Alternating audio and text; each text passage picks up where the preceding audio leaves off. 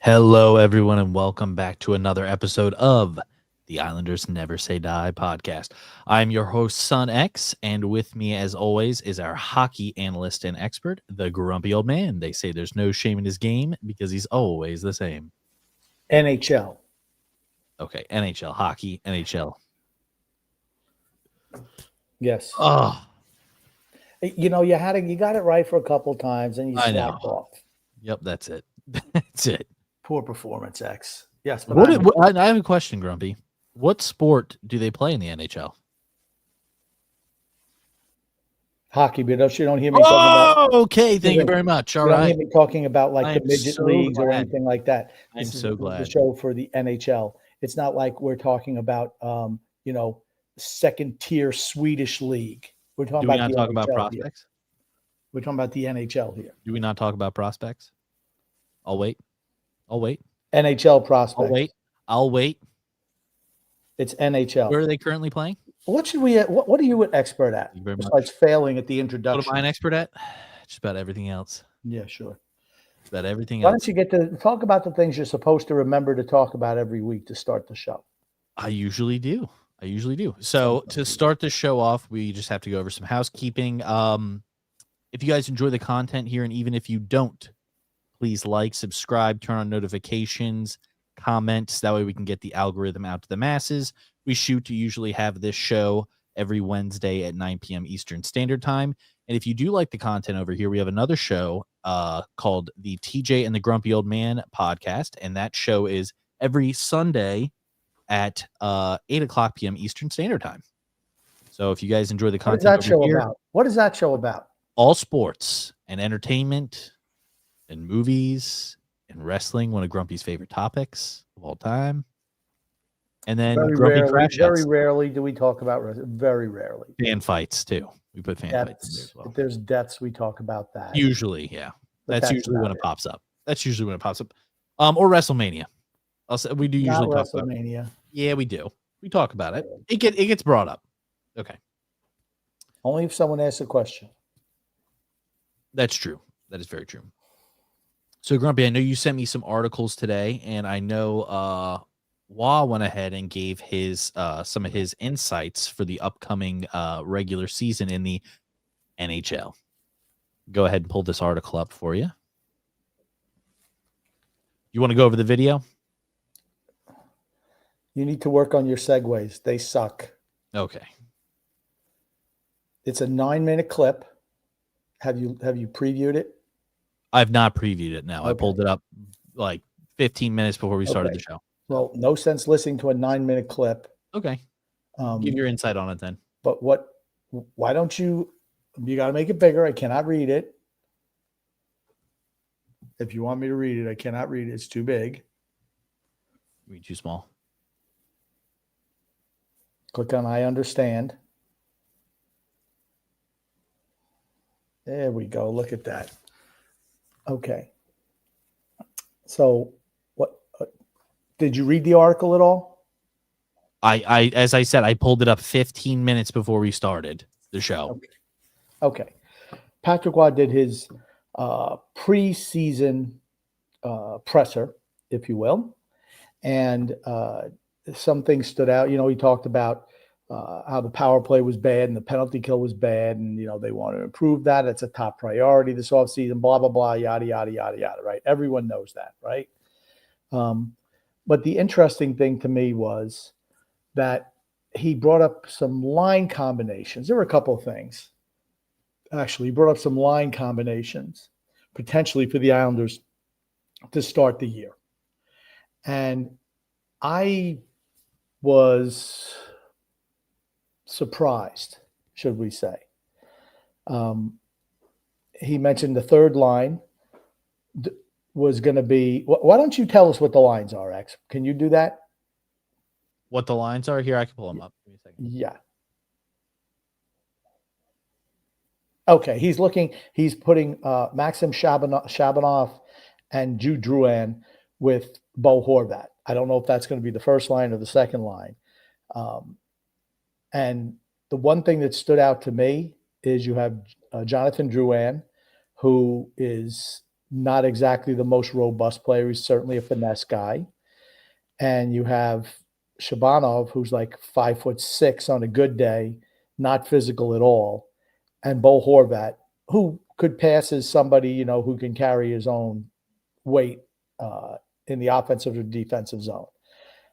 That's a mighty soft first line. That's the first thing I'd take away from that. That's a mighty soft first line. And I'm just kind of baffled why that's the line he wants to put together. I mean, Shabanov had an okay. He looked good against, a bunch of 18, 19-year-olds. He's 24, 25 years old. And I'm just like, I don't know. I'm just kind of baffled by that particular pairing. I thought somebody else maybe deserved better there. The second line is Matt Barzal, paired with average Anders Lee and Kyle F- Palmieri. And that's a little bit another kind of, I don't know. Nothing's blowing up my skirt, honestly. And the third line was J.G. Pajot with the quitter, Anthony Duclair, and Simon Holmstrom. To me, Simon Holmstrom kind of got screwed here. Just looking at some of these guys, you're looking at Anthony Duclair. He's a top six forward type. Is he going to do the dirty work for you on that third line? I don't think so. That's not his MO. That's not what he does. He's a guy who likes to cherry pick, goal hang, trying to get breakaways. He's an offensive player. He's not really defensively responsible. And you're going to put him on the third line? Now, Simon Holmstrom works his butt off. I give credit to him for that. I thought he deserved to be on this particular team. He deserves to be a top six forward. He's not a top six forward on a good team, but he certainly deserves a chance on this team. Where would you put Duclair then? I wouldn't even have him on the team. Okay, because I was going to say he's not going to take the first two spots. The first two lines, he's not going to play on the first two lines. When he came in last year, when they signed him, he was their big offseason acquisition last year. He was number one left wing. That's where he was. He played that for 5 games before he tore his Achilles and missed the majority of the rest of the regular season. And when he came back, he wasn't that great. Injuries happen. We're going to be talking about that as well. But I'm just confused why it just doesn't look like it's going to work. It doesn't look like it's going to work. And odds are probably won't. Yeah, and your fourth line, Casey Zizekas, who's finished, with Henneman and Siplikov. Siplikov should be way higher. He should be first liner. No. He, based on his highlights, he should be first liner. He performed well on the fourth line. I mean, he doesn't get paid a whole lot of money. He's fine as a fourth line player. Not a great skater. He's strong on the puck. Works hard. He does, yeah, but he's not a great skater, and it hurts him. He takes a lot of offensive zone faceoffs. Henneman, honestly, I don't even know anything about him. He's been a fourth liner in Montreal. He's a fourth liner. Okay, great. He can skate really fast. I'm expecting him be, again, fourth liners they're just imminently replaceable, right? I just found it interesting that we'll get to defense pairings in a second. I just found it interesting how a couple other things came out this week that Patrick Roy was talking about, and one that Matt Barzal talked about. Do you remember Matt Barzal last week, what he said? He said that he was not feeling like he's 100% yet. And he doesn't think he's ever going to be 100%. Yep. It's just going to be, that's the way it's going to be. That's just the way it is. And I guess he talked to the medical staff in the PR department for the Islanders, because this week when he was interviewed, he said he's 100%. So I think the public relations team, which maybe moonlights as a veterinarian or something in the evenings, they told him that, you know what, you're 100%, Matt Barzal. We want you to make sure you go out there and tell the fans that. It just smelled of, hey, it didn't sound good to the fan base. Tell them you're 100%. It smelled of corporate, right? Them telling him exactly what to say. Okay. Or just saying, hey, clean this mess up. We don't want to have any mess going into the season. Clean it up. We need to sell tickets. Yeah. We don't want people to think you're hurt. Yes. It might be the best you ever are. And maybe your 100% is 50% of what it used to be. I think it's more than that. But let's say, I'm 100% is, if I was driving a truck, I could do it fine with this damaged, broken down knee. Hockey player, something totally different. But he's 100%, for maybe sitting on the couch. That's the way I look at it. Yeah, true. Not to play hockey. Do you want me to pull the defensive pairings back up? But not yet. So, okay. But then, then you got Barzal's paired up with Palmieri and Lee. So even if he can't skate anymore, he still skates way better than those two old, jalopies out there. So even if he's lost a step, you're not going to notice it playing with those two guys. He's still going to look way faster than those two guys.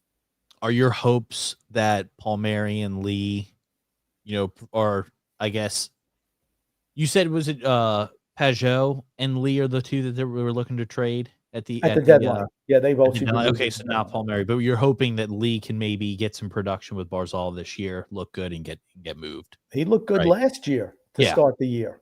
He was the most productive he's been since maybe he scored 40 goals when Tavares was there. Who could you see as being a team that would take a flyer on Lee? Anybody who needs a net front presence come playoff time. Okay, so you don't think it'll be a team that just desperately needs a left winger? No. It'll be he'll get something at the deadline, and somebody who needs a net, somebody will stand in front of the net on the power play, because he's very good at that.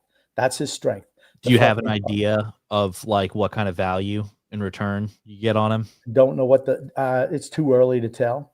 Okay, but you think it kind of depends on his performance throughout the year to see what his value is going to be. Okay, I didn't know if maybe you were like, yeah, right now we could probably get a second round pick for him. If he scores 30 plus goals, it might be worth a first round pick. Okay. Pajot's not going to net that much. No, not on the third line. He won't. Well, and of course, it also depends on how he performs. Right? It's based on performance. Yeah. If they both fall off the cliff, then nobody's going to want to take a risk. But if they play like all stars, they're going to get first round picks. Yep. I just kind of find that a little bit interesting. That's all. And, and then we talk about that fourth line again. What guy who the Islanders are super high on, the cornerstone piece of the Brock Nelson deal, Callum Ritchie, is not even an afterthought for the head coaching staff. He will start the year in Bridgeport, period. End of sentence, end of story.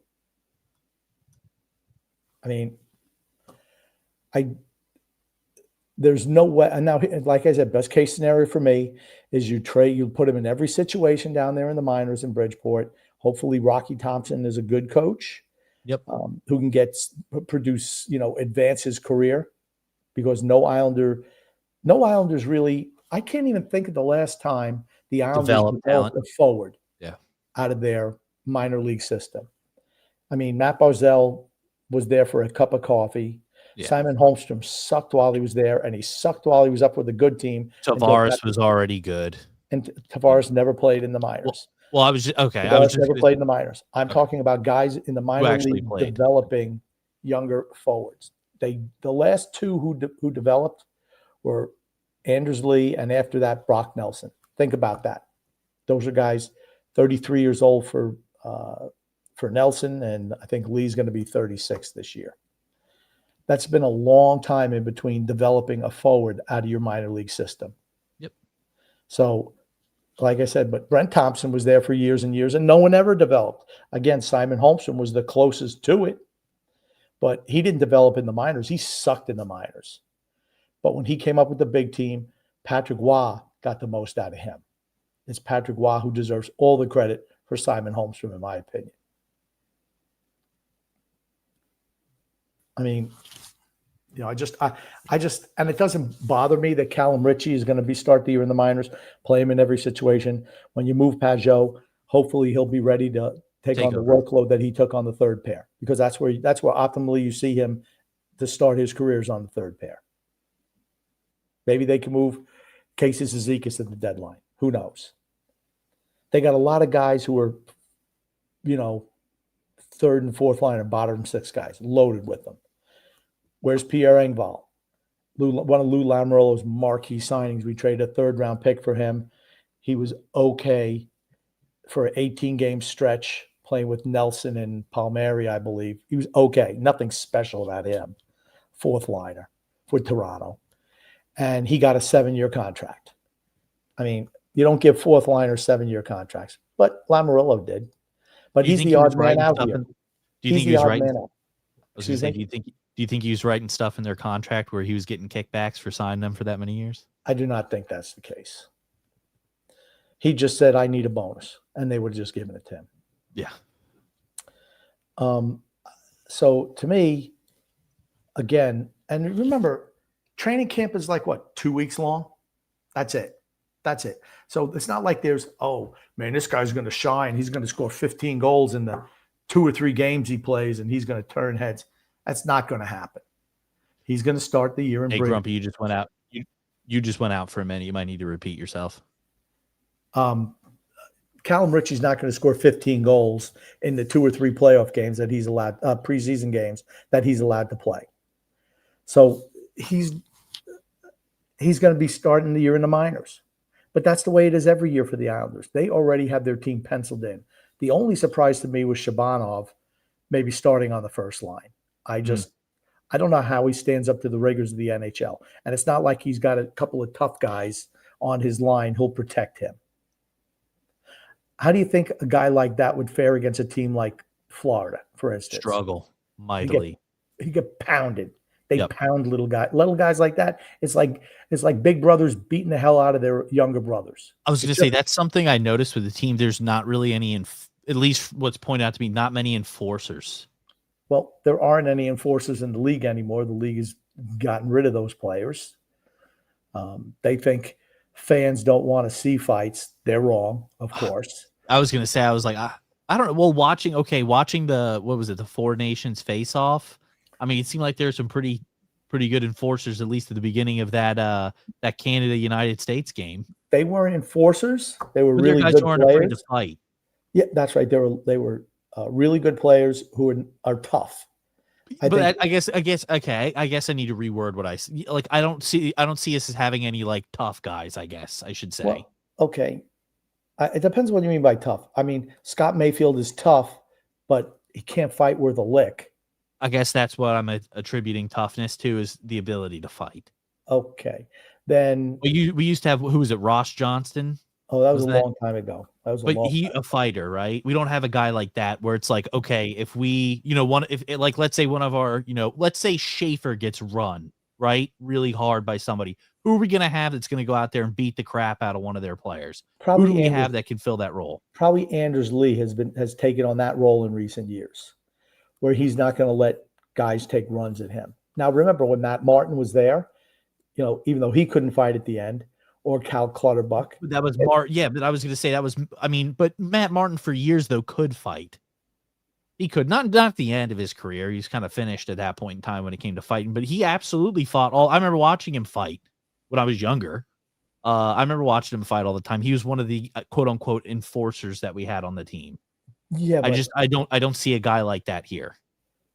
But the league has kind of legislated that out of the league. How many fighters do you see? Tom Wilson, right, is a tough guy fighter still. There are some. The Rempe kid. Yeah, the Rempe kid is probably the last one that I saw who was getting into fights all the time, taking runs at guys. Yeah, so I mean, there are a couple guys around the league, but it's not like the olden days where everybody had one. Oh yeah, every team had one. Or going back to the 70s where the Philadelphias had like 6 or 7 on their roster. Their whole team was enforcers. Pretty much. Except for that gutless weasel, Bobby Clark. But yeah, I mean, go back to the forward grouping. Okay. I mean, just to take a look. Bo Horvat, I mean, he's not scrapping with anyone. No. The two wings are, no. Matt Barzal, not a fighter. Not a fighter, but he'll stick up for some guys. He's not a fighter, though. Anders Lee will stick up for guys, absolutely. Kyle Palmieri, that's not his game. Simon Holmstrom, please. JG Pajot, no. Anthony Duclair, he's a quitter. No. I don't know about Henneman. He quit mid-fight. He quit on his stool. And then Henneman, I know nothing about him. Honestly, I know nothing. I'll be interested to see how he plays. Siplikov is just good at making highlights. Siplikov is not a fighter, and Cizikas, neither is Cizikas. And you look at the defense pairing, Pellick is, he's a physical type player. Mayfield absolutely is. Romanoff is. He's stupid, but he's not afraid to run guys, and he'll get involved in the scrum. Tony D'Angelo, no. Ryan Pulak, no. Matthew Schaefer, no. Yeah. So you're right. We don't have a an established physical presence on this team. Do you see that as being an issue going forward? I think on the first line, it's a problem. Yeah. Because Drouin is soft. You just get bodied. Yeah. He's just soft. And Shabanov's just too tiny. I mean, I could see that line getting bullied. Yep. I could see that line absolutely getting bullied. Let's take a look at defense pairings. Yeah. And he didn't specifically talk to the defense pairings, but this is what we figured it was going to be. The only thing that's surprising to me is that Daily Faceoff has Romanoff and D'Angelo as the first pairing. I was going to say the same thing because I remember they just recently signed D'Angelo back, and you thought it was going to be Pulak and Romanoff, right? Or Pellick. Pellick as the first pairing. If you're going to put Romanoff and D'Angelo out against the top line of the other team, expect it to be down in every single game because they're abominable defensively. Well, I thought you had thought that Romanoff was going to be a starter. No, Romanoff. I think he's going to be. I mean, like the first line guy. Not a first line guy. Absolutely not. Okay. No. Pulak and Pellick should be your first pairing defenseman. If you're going to put out, and because it's going to be a mix and match thing, though, right? But yeah. Pulak and Pellick are going to get the tough defensive assignments. I don't see D'Angelo. D'Angelo just signed a 2-year deal or 1-year deal for like $1.5 million a year. I mean, nothing, right? Romanoff, he sucks. We all know it, but he had that ridiculous contract. Well, I guess that's where I was a little confused on D'Angelo being the first liner was he just signed like a 1-year deal. Well, and it's like to me, and just recently signed it. To me, it's like, you barely signed this guy. He's not a guy that you're looking at to be a first liner, right? That's somebody who's just going to kind of fill a slot. That's what happens when you have no right shot defenseman in your system anymore. Yeah. Where the Islanders had a bunch just a couple of years ago. They traded on from them. Whatever they did. So now Romanoff is in there. He's your Noah Dobson replacement. Do you think that these are maybe just going to be kind of like, I guess, test lines to kind of see, and then they'll change throughout the season? Like maybe Waz just testing things out? I think the forward lines are for maybe some testing. Okay. The defensive pairings are set in stone. You think these are what it's going to be for the rest of the year? Yeah. I mean, So you think Schaefer will be up with the team then for the foreseeable future? I do believe so. I hope it's Okay. only for 9 games, but unless he totally, craps himself, I think he's going to be there all year. I think it's dumb considering he only played, 22 games last year. And he's a boy. He's a boy. I think he just turned 18 years old like yesterday. Yeah. So, he's a boy. And this will burn a year of his rookie contract, right? That's right, which is also kind of stupid. Yeah. Right? Yep. Mayfield will protect him, though. He absolutely will. Yeah, which I think is good that you have, because I was about to say, I was like, you kind of want, I know I'm going to use the term again, like an enforcer kind of on that line with him to protect him, especially since he's really young. He's a skilled player, and people are going to try and take runs at him. He's not afraid. Scott Mayfield will stick up for guys. He's a terrible fighter. He gets beat. He doesn't win fights. He's just not a good fighter. But you can't question his dedication to protecting his teammates. You just can't. The handsome brothers out there. Yeah. But, what else could you do? You're not, think about it. If you're going to, the guys in the minors aren't ready to play. Isaiah George got a cup of coffee last year, and he played himself back on down to the minors. You were hoping he was going to be up, right? Yeah. You want to see these guys develop. Yeah. No, I agree. If you're going to put him down in minors, I'm fine with that. I don't want to see him being the number 7 defenseman down there. Maybe Ethan Bear is the number 7 defenseman as a right shot alternative. But as a left shot alternative, I'd rather see Isaiah George play in the minors like I thought he should have done last year at the tail end when he was sent back down, play every single situation. So when the inevitable injuries happen, he's ready to step up. Or if you're sending Matthew Schaefer back to, juniors after 9 games, you could slide Isaiah George into that spot, make him play with Scott Mayfield. The one thing Scott Mayfield always needs is a puck mover with him. It's not his strength. He's more of a solid defensive defenseman.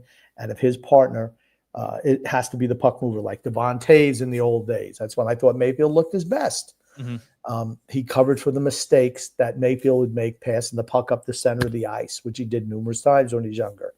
Then, if you have a guy who can move the puck, I think it makes Scott Mayfield better as an overall player. And if they want to move Matthew Schaefer back to minors and not burn an ELC year and bring up Isaiah George, I'm fine with that.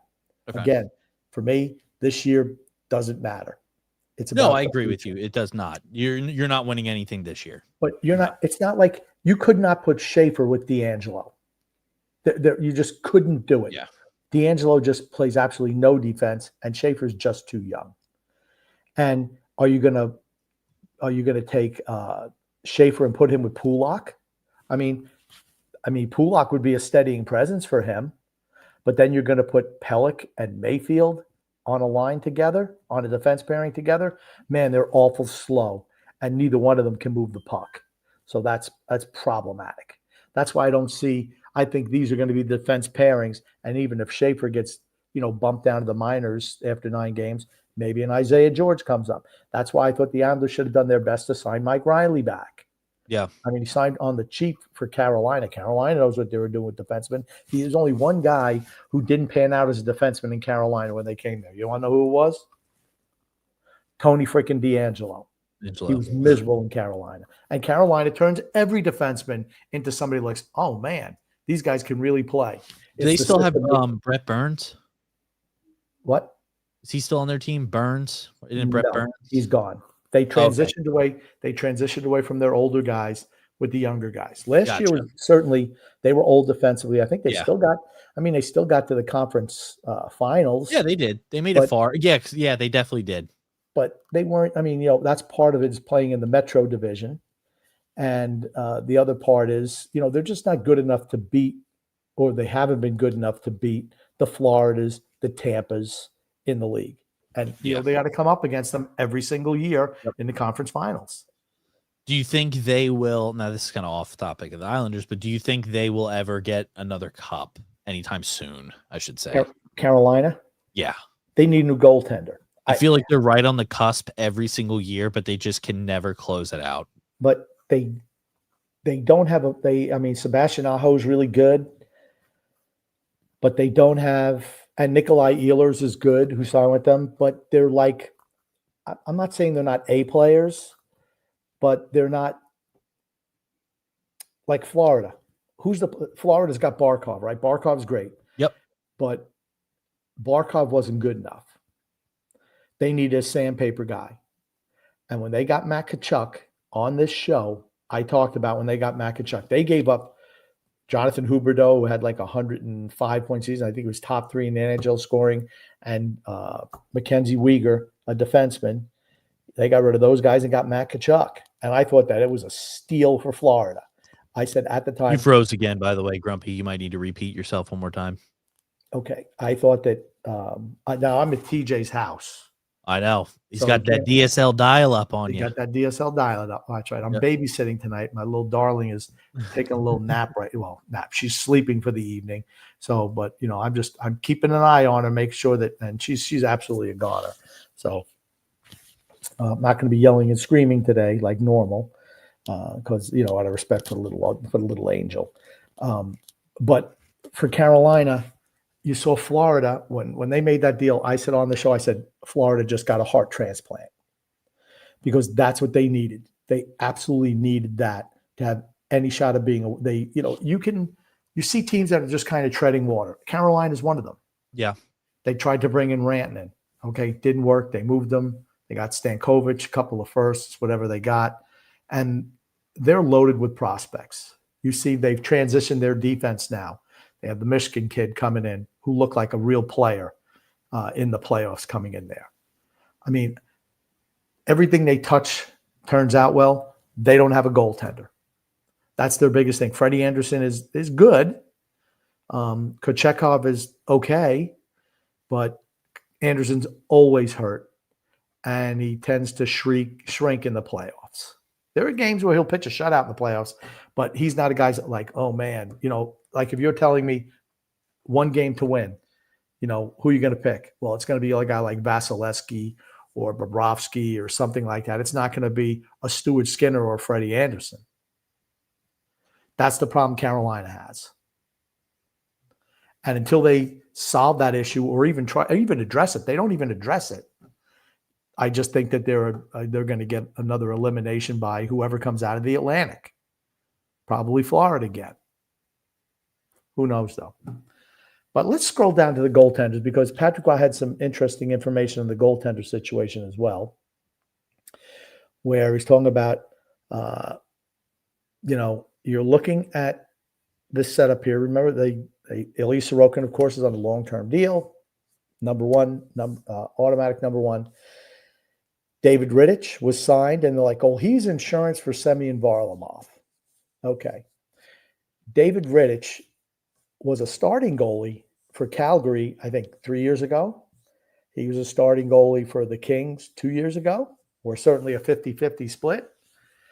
You don't bring in a guy like that if you think Varlamov's coming back. And wouldn't you know, lo and behold, Semyon Varlamov he's just skating now. TJ said it at the time. He said with that knee injury, he's never coming back. It's admirable that he's trying to come back, but I would just dump him on long-term injury, say, you know what, your career's over, bro. And Rittich is a fine backup. I mean, we knew Varlamov wasn't coming back. And once again, Patrick Waugh comes out and says, well, he's out skating, he's day to day. Okay. How long's he been out with that knee injury? Wow. A long time. Yep. Long time. I mean, almost a full calendar year or close to it. And he's had how many groin injuries? He's just, he's an older guy. That's why you don't sign 35-year-old goalies with long-term injury histories and give them a 4-year no-move contract when they're backups. But that was another idiotic move by Lamoriello. Typical, right? That's what you get. I just thought it was interesting. And I know we talked about Patrick Waugh just a little bit, just talking about what happens when the media gets involved or the the PR team, so to speak, for the Islanders. Anthony Duclair comes out and says, oh, his groin was torn right off the bone. If his groin was torn off the bone, why did he come back last year? And he said he should have said that he was still injured when he came back, blah, blah, blah, yada, yada. Okay. Did the medical staff not look at your injury? Did they not know it was torn off the bone? Patrick Waugh said he didn't know how bad his injury was. What kind of coach doesn't know how bad his players are injured? I'm calling BS on that. If you wanted to, I pulled up Varlamov's injury history. If you wanted to take a look at it. Oh my gosh, how long is that? It's a deep scroll. Oh boy, look at this. I mean, so it looks like we got 2016. He had an upper body injury, groin, a lot of groin injuries, illness, lower body injury, knee. That's groin, knee, lower body injury, upper body injury. These are just listed as injury. Yeah, just throw them out there. Illness, lower body injury, lower body knee. That's an awful lot of injuries. A lot of injuries. Years? What's the time frame? From 2016 to last year. Okay, so in the course of 10 years, he's had that's 15 or 20 injuries. I mean, is that fair to say? Yeah. I mean, that's an awful lot of injuries over a 10-year period of time. That's 2 a year. That's a lot of injuries. How many is that? It's actually 20 injuries. 20 injuries, 2 a year. I mean, the guy's always injury prone. Just is what it is. Yeah. You can't depend on a guy like that. Nope. Time to move on. Right. And back to the Duclair thing. Patrick Waugh apologized profusely for, and you can pop that article up. Yeah. If you don't mind. Where he apologized to Anthony Duclair. I never would apologize to that quitter. You're just coddling bad behavior is all you're doing. He apologized for calling his play god-awful. Okay, but guess what? His play was god-awful. Okay? And scroll down, please. And make it wider.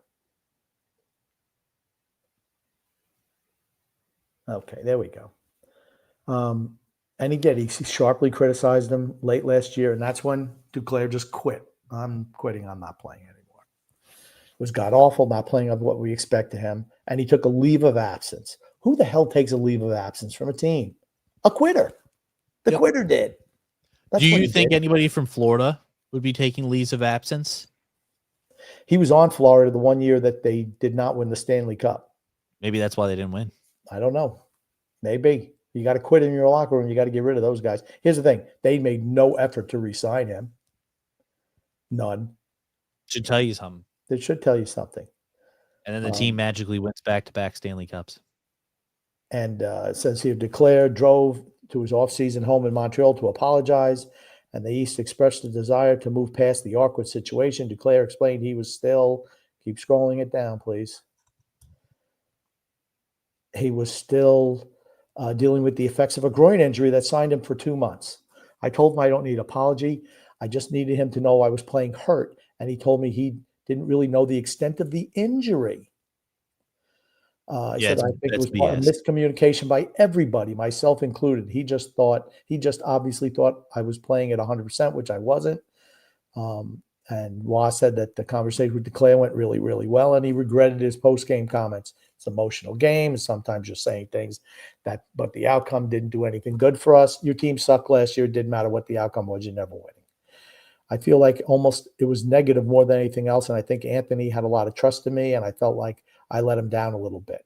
He's 30 years old now, and said his groin muscle was torn completely off the bone last October and did not heal as quickly as expected after 2 goals in 5 games before getting hurt, blah, blah, blah, blah. We're in a performance sport, and we have expectations. I'm sure Anthony has his, and it's behind me now, and I want to move forward this year and really hope that Anthony will start like he did because it was a really good start last year. Well, I'm just going to say he's not going to start like he did last year because he's not playing on the first line with Matt Barzal and Bo Horvat. He's playing on the third line.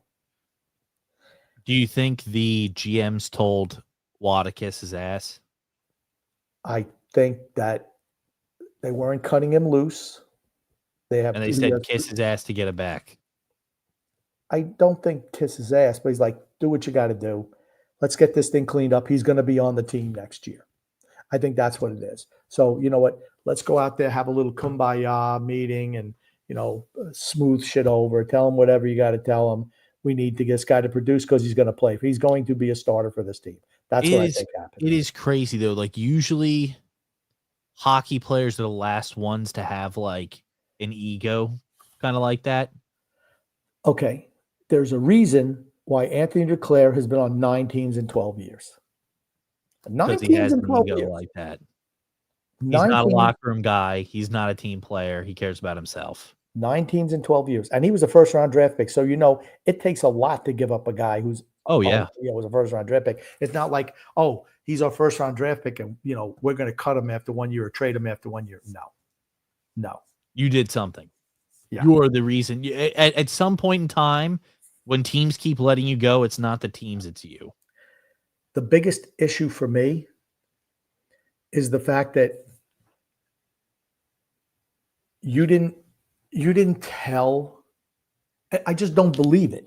I don't believe it from anybody. Yeah, that's BS. I agree. They told Anthony Duclair, even though I'm sure he was healthy, tell him that you weren't healthy. Here's my thing. And throw yourself on your sword a little bit by saying I should have told them that.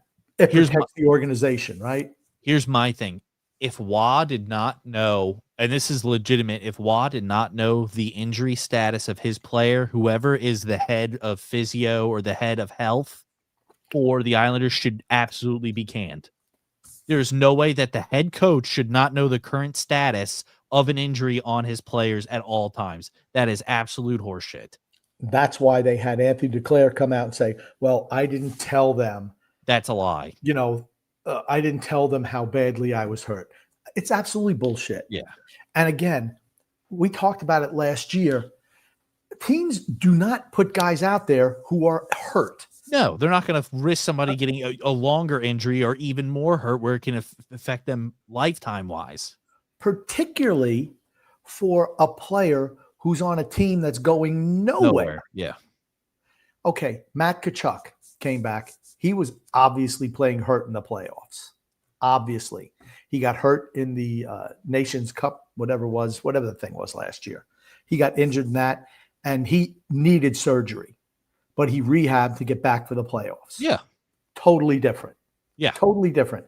When he knew what he was doing, too. Yes. And it's not like the team was like, oh yeah, well shit, we know you're hurt. Well, you're just gonna go out here and play anyway. We're just gonna have you rehab.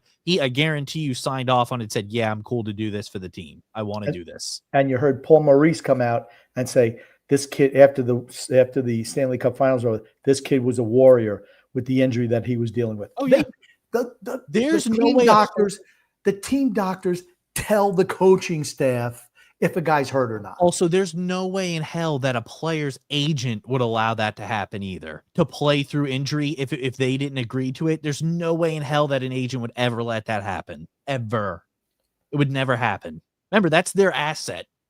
That's their money maker. They're not letting a guy go out there who's hurt and continue to play through it unless that player wants to do that. Or no to shot. Rush a guy back in a lost season. Yes, that just it's BS. You don't do it. You just don't do it. He pulled a Nick Amaliva. That's Nico Amaliva. But exactly what he did.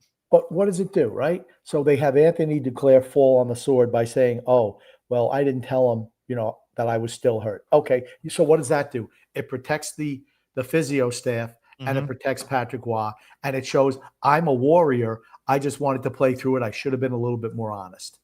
It's all horseshit. Yeah. Smoke and mirrors. I don't Agreed. I agree with you on that.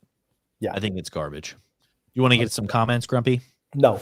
I want to read I think there were a couple of things we want to talk about that I had. There are a couple other things. Okay. Which would you just tell me what you want me to put up? I'm going to hit the ad read right now. Okay. It's DraftKings. And it's game on. DraftKings Sports now. Week 1 starts now. Every touchdown brings you closer to a payout with DraftKings Sportsbook, an official sports betting partner of the NFL. This isn't just football. It's first touchdown fireworks, anytime TD rushes, and live bets that ride every momentum shift at DraftKings. Every play is your next shot to win. Mention available lines and odds from the DraftKings Sportsbook app for a game. Like, let's say, X, this week. You got the Bills, and I think the Bills are playing the Dolphins this week.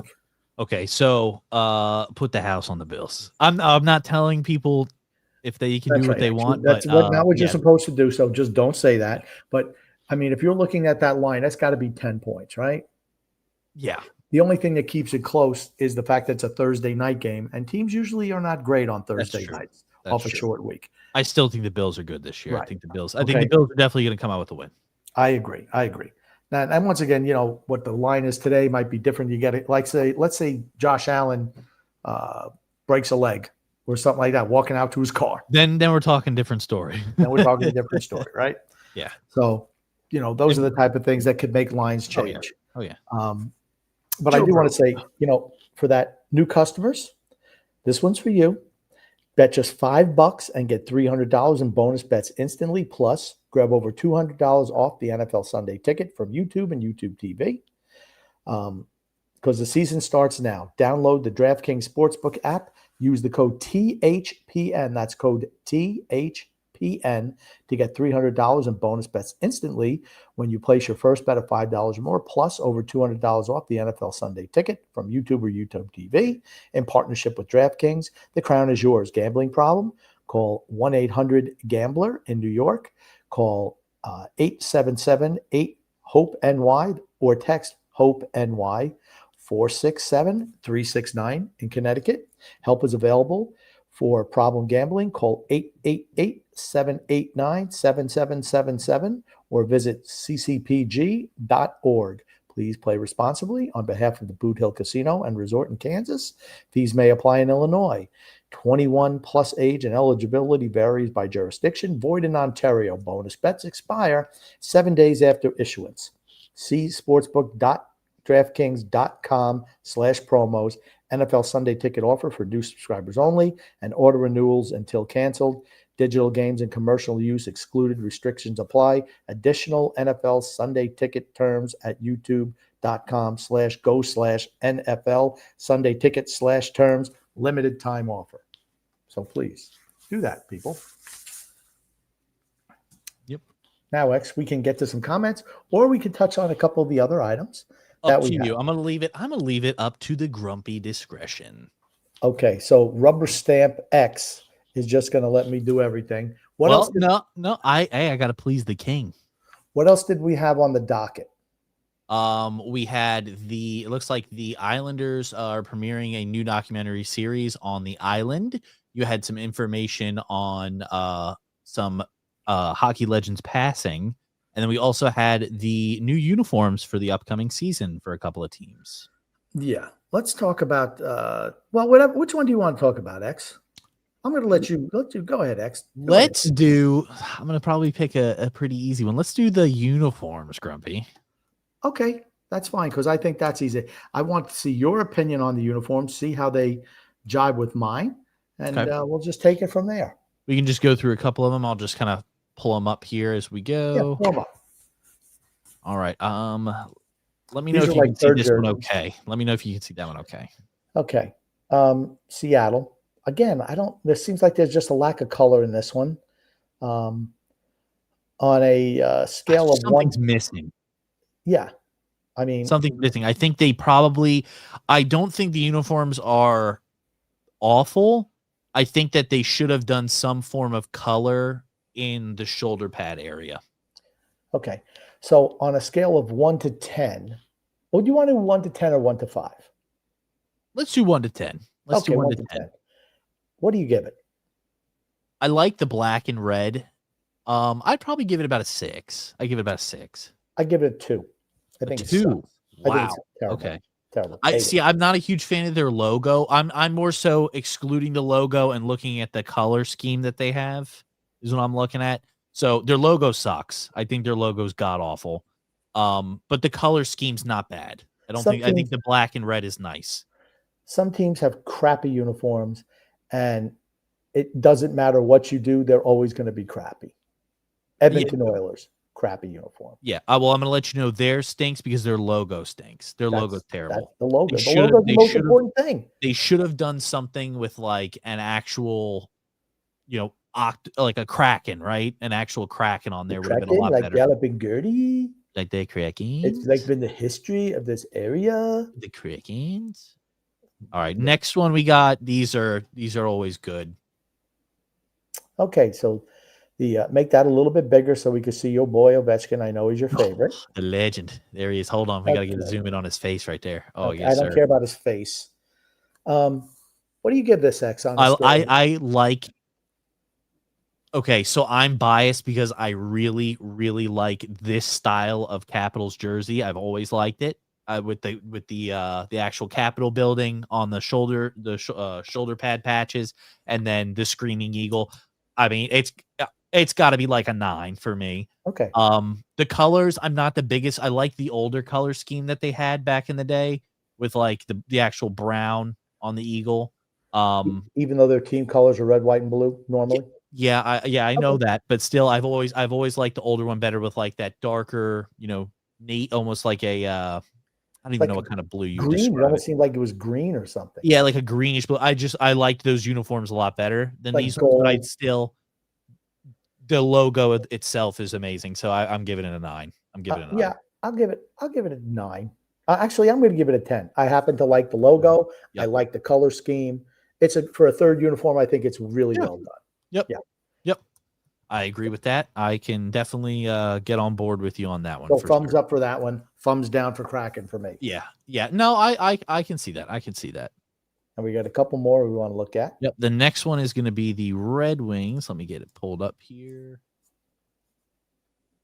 Sorry. Gotta click off this stuff. Centennial jersey for the Red Wings. Okay. Make that a little bigger so we can see that. Okay, that's it. It just keeps zooming in on the word. This is the max. Okay. I can get the photo. Okay. What do you think about that, X? It's definitely a throwback logo for certain. Yeah.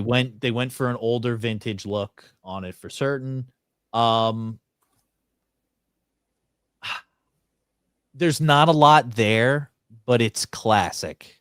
I'm gonna give it a 7 out of 10. Okay, I absolutely love the logo. Remember, the Red Wings only have 2 colors. It's I know. I'm just saying it's modest. It's not like too extravagant. It's very simple, but I will say 7. For me, 7 out of 10. I know you love it. I'm going to give it. I'll give it a 7 as well. I might even lean towards 8. Okay, yeah, I can see that. I mean, I wish there was a little bit of flash to the shoulder pad in some way. Yeah. But I love that logo, the throwback logo. I love it. And I'm a big logo guy, so big thumbs up for Detroit Red Wings. Absolutely a throwback jersey. They were going for a throwback look on that. And it's a centennial for them, 100 years. Yep. So. Which makes sense. Yeah. And we have one more. Yep, we got one more. Yes. And it's a local one for us. From the Carolina Hurricanes. Okay. What do you give this? I like their other uniforms better. It's third uniform. It's their third uniform. What do you give the third uniform? I'm not actually compare it to their other uniforms. What do you think about this particular jersey? What score out of 10? I'm going to give it a 7 as well. I'll rank it's got to be higher than the Krakens. I mean, maybe I could re-rank the Kraken to like a 4, and then I give this one about a 5. Okay. What did I give the Kraken? Was it 1 or 2? 2. Oh, it should have been 1 because I'll give this a 2. If we want to go with Kraken 2, I'll give this 2.5. I hate it. The only thing not good. It's got the red kind of sleeve thing, which makes it a little bit okay. I hate the logo. I just don't like it. So I mean, for me, have you ever liked the Hurricanes logo? I don't hate their logo, but I don't like this one. I do like the fact that they have the hurricane warning flags on the shoulders. I'll tell you what, I'll give it a 4. But it's 4. still, I still gets a thumb down for me. Yeah, I don't even know I what don't they like the have main on their. logo. I don't know what they even have on their shoulder. It's the flag. It's like the hurricane warning flag. That's not on the shoulder pad. Look at, I don't know who 37 is, but his shoulder. That is not that Sveshnikov. That's not the flag. Is that not the flag? No, hell no, not on that. They usually have the flag. It's the stick that's shaped like a flag with the 2 triangular flags on it. That's Well, what they've always had. Why don't you play the video and see what it says? Maybe it'll tell us. Did they all have videos we could have watched? No, this is the only one that had video. All right. The first outdoor in franchise history. All right. Scroll, make it. All right. I guess it's not too long, but it's like I don't care about this bounce. I don't care about drummer boys. We can lower that. Oh, well, it's a C. Guy with a C on it. Oh. No, it had. So it's okay. It's the pig.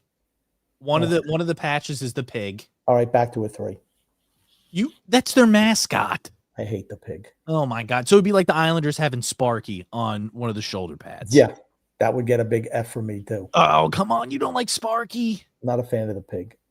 Oh, here's the thing: it does not get a thumbs up for me. It's better than the Kraken. I hate the Kraken, but it's not as good. To me. It's Washington, Detroit, Carolina. I'm curious what the other patch is. And North the Carolina. other one I think it's just okay. I think it's North Carolina flag. No, what the hell is that? It was. They did show it quickly.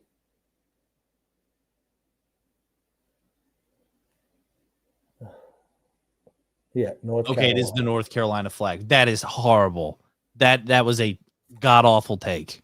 You can't even tell. You can't even tell it's the North Carolina flag. Yeah, it's really small. That's not the colors of the North Carolina flag. No, it's not. There's blue in there. Yeah. So I don't know what this is. Like I said, it gets a 4. It's awful. Third out of the 4. I like the pig because it does pay homage to the mascot, which I think is good. North Carolina flag, terrible. Nobody's gonna know what that is. It just looks like a red box with some black crap inside of it. Okay. Awful. Okay. So, that's my take on that. Okay, we had a couple of passings we'd like to talk about now. Yeah, we can go ahead and put them up here. Give me 1 second. One was, you're going to pull them up? Yep. It takes me a minute to load it up. Just give me 1 second. Okay. Eddie Giacomin, late great goalie for the New York Rangers, passed away. I remember him number 1. Again, no face mask. He did later in his career. Yeah. Later in his career, he wore a face mask. He was small. I think he was like 5'7". But he was fantastic. He was a fiery goalie back there. And he was really good for the Rangers. I think one year, he won the Vezina Trophy one year. Let me ask one question. What do you think the ice condition was back then? Do you think it was good? Do you think guys were skating as well as they are today? The skates were different. I can tell. They still had Zambonis. Oh, they did? Yeah. It doesn't look like it was Rourken. Well, you don't know what time of. I mean, honestly, that's a great picture. It is a really good picture. It's a sharp picture and it's very clear. Yeah. For back and you get to see everybody. That's the one thing. When the guys didn't have to wear helmets, you could see the faces. People. Now it's like everyone wears a helmet. They wear masks. You can't see anybody. You don't really, who players are, but you don't know them just by look of their face, so to speak. Right? That's fair? Mm-hmm. Yeah. Okay. Like I said, Eddie Giacomin, to me, the biggest thing I remember, not the biggest thing, but a big moment was the Rangers traded him. He'd been with the Rangers for God knows how long and traded him to the Detroit Red Wings. And the Rangers always played Sunday nights in the Garden. I think they traded him on a Friday. Detroit was in town on Sunday. And they were Eddie chants the whole game. The fans were absolutely rooting against the Rangers. And he won that game. I believe it was 4-3. I'm going way, way, way back. I could be mistaken, but I believe that's what it was. 4-3, Detroit over the Rangers on a Sunday night. I do remember it was a Sunday night. And that's what I remember. Rest in peace to Eddie Giacomin. And then our second passing was, I believe, Bob Goodnow, who was the president of the Players Association when the players started making some strides and not being total rollover victims for the owners. He passed away, and he was relatively young. I thought he was like 69. How old 72. was he? 72. That's still pretty young. When you get to be my age, that's pretty young. Yeah. So rest in peace, both of you fine gentlemen. We just thought he was under the average life expectancy in the United States, which is, I think, 75 is the average life expectancy in the US. He's Canadian. I mean, I'm not gonna. I don't know what the Canadian one is, but I'd assume it's probably around there. But off the top of my head, I don't know what the average life expectancy is for. Well, sorry, Bob. We just thought we would make sure that we identify those people. Yeah. Excuse me. And last thing we want to talk about before we hit comments, quick and briefly. The Islanders put out their own little. Can you bring that up, please? Yep, you got to give me 1 second. I have to exit out of the other one and then pull it up. So, getting it pulled up here now as we speak. A little preview show, and it's something they're going to be doing in season. New Islander documentary series on the island. And you're going to get a behind-the-scenes look at the 2025-26 New York Islanders. It's like a Hard Knocks. It's going to be like Hard Knocks for the New York Islanders. Now, this is a positive for fans. Absolutely. It's a positive for you. Now we can finally see whether Matthew Darsh is a rubber stamp guy or not, or if he's actually wheeling and dealing behind the scenes. Well, in episode 1, they did show behind the scenes of the draft day. And the Islanders, which we figured were trying hard to trade up to Boston's spot to get that piece of shit, James Higgins. And thank goodness they did get it. It came down at, I think, pick 13. And Trent Klatt, who was the Islanders, I guess, director of scouting, said that if these two players are here, we have to pick them. And he was talking about Eklund and Aitchison. And they said, we can move these picks down if we drop down a little bit. He's like, absolutely friggin' not.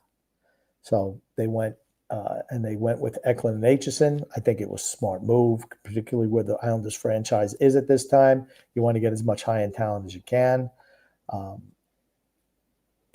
love behind-the-scenes stuff at the draft. I really do. I don't care about what the guys do in their houses or anything like that. It means nothing to me. But the behind-the-scenes stuff, I kind of enjoy. Yeah. I don't know.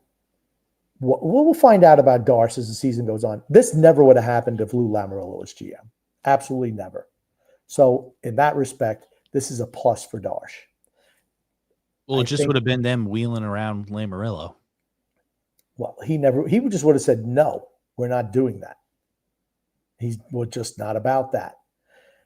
But I think the Islanders have kind of sunk in the fans' eyes in recent years under Lou Lamoriello. A lot of the fan base has given up. But I think this is a good step in the right direction, regardless of the results of the team this year. If you can show the players, and I'm not saying that players aren't likable, but if you get to meet them on camera, it builds a stronger connection. Yes. From fan to player, it absolutely does. And, it'll gain some more fans to those players in particular. And also people who don't watch hockey, if they end up watching this and are like, oh, wow, I really like these players, maybe they'll start cheering for the team. Yes. Yep. So there's only pros from doing this. Yes. I think it's a great idea. Kudos to Islander management, Matthew Darsh, whoever. I think this is a great step to make the Islanders, to improve the Islanders' standing in the community. I think it's great. Improve their brand image for certain. Yes. Yep. So I love it. Great idea. Yep. We can get into some comments now, Grumpy. Let's hit some comments. All right. Let's rapid fire those comments. Let's rapid fire them. Let's go. Question of the week says, I don't know what it says. Sunex, can you name the two brothers that played for the Islanders? No, I can name two brothers that played hockey, the Sedins, but not for the Islanders. I have no idea. Who are the two brothers who played for the Islanders? The Sutter brothers, Dwayne and Brent. Okay. Never would have got that. And the Potvin brothers, Denny and John. Oh, I knew of Dennis Potvin. I didn't know there was another Potvin. Yeah, they traded for John Potvin, so it would ease the transition for Denny Potvin to play. Huh. Did not know that. Gungun says, what are the chances of this season, the Islanders making a surprise run? 0. Son X, are you having fun? Yes. Yeah. Oh boy, that's real enthusiasm there, X. Yes. Yeah, I'm having fun. Let's go. Gungun says, Son X, better. a bit of, he's not going to get any of this, but it'll be fun for me to laugh at him.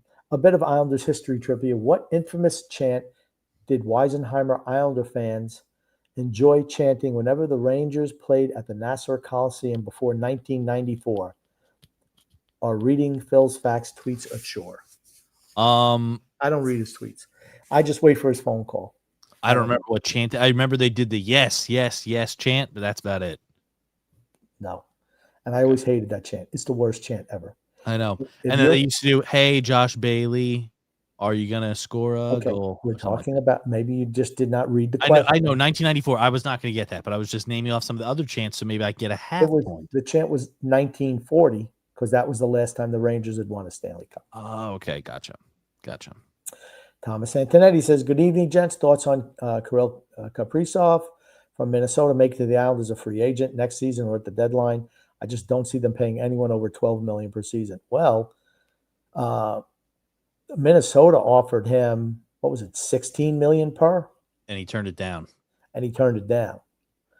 Rumors are maybe him getting traded to the Rangers, which bad news for the Islanders, right? Yeah. I mean, there's Russian contingent there for the Rangers, just like there's a Russian contingent on the Islanders team. Which team do you think is more desirable? I should It's ask. always the Rangers. Yeah. It's always the marquee team. Yeah, I agree. The Islanders are like the redheaded stepchild of the Rangers. Yep. Matthew Sklarov says, fire X, hire me. Matthew's always wanting to fire the host and put himself in charge. Ever notice? I'm always getting fired over here. Grump in a new slot? Yes, I'm at TJ's house. I'm babysitting my little darling. It's a one-time ordeal. Just a one-timer. One-off. It's a one-off. Until it happens again. Yeah, Is it too off? Boogman says, will the return of facial hair make the Islanders skate faster? No. Are the Mets one great big disaster? Close. But here's the thing about the Major League Baseball play. I don't think there's any great teams right now. Anyone can win it. Just got to get hot. Charles Dittmer says, what's up, guys? Let's go Islanders. Thank you, Charles. I agree. Robert D says, this question is for Grumpy. Let's see it. X is laughing. He's already seen the question. No. I was reading another comment that made me laugh. Okay. Sorry, I was reading something. I was trying to start some other ones. Sorry. Here we go. Which WWE star inspired the Islanders? Yes, chant? It is Daniel Bryan. Yeah, a little. I mean, 5'7". I mean that he was good, man. Okay. You can't talk crap. He was good. He could get the crowd behind him. Okay, no.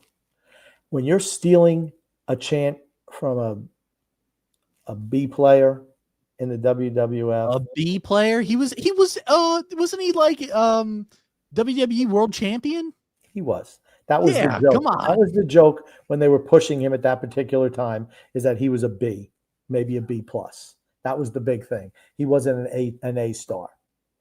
The fans liked him. Hey, he rode that to win the championship. Good for him. I don't dislike him.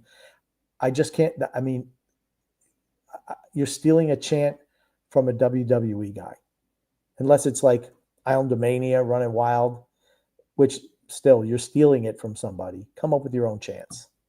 Don't steal a chant. It's bad. 1940 was good when they chanted that at the Rangers. It was good. Oh, sorry. Mark Alberti says, I want the cup. Mm-hmm. Not this year, Mark. Yep, we got to wait. Patience is key. Brett Wayner says, is the warden out of town? Grumpy is out of his dungeon. Nope, the warden, actually, she left early because she starts work early in the morning. So she's here. No. Gungu says, FYI, the Etsy link to buy Islanders Never Say Die merchandise, Sun X autographs, and Grumpy action figures no longer works, despite it being in this video's description. Could such a flub cause Grumpy a conniption? Well, we need to check into that. That's something TJ needs to look at. Okay, so it's not going to get checked into. That's a fancy way of saying that. Maybe so. I do want him, like he said, to get one more shirt up. One more shirt that I've asked for years. What's the shirt? Can you give us The Islanders Never Say Die podcast logo. That's what actual I want. logo? Yeah. Holly Mazda says, hearing Barzal still isn't 100% and is hurt often, I feel he isn't taking proper care of his body and not working out enough maybe. No, this injury, I mean, the cracked kneecap is problematic, but he said he's 100%. He wasn't last week, and then miraculously, after talking with the PR people before camp just opened up, he says he's 100%. He drank some of that special miracle juice and made him all healthy again. Or, he trusts the doctors on the PR staff more than medical physicians. It's on him. But no, I don't think it has anything to do with how hard he works. It's just he's got some freak injuries. Well, now he can't use the Duclair excuse because he came out and said that he's 100%. Very true.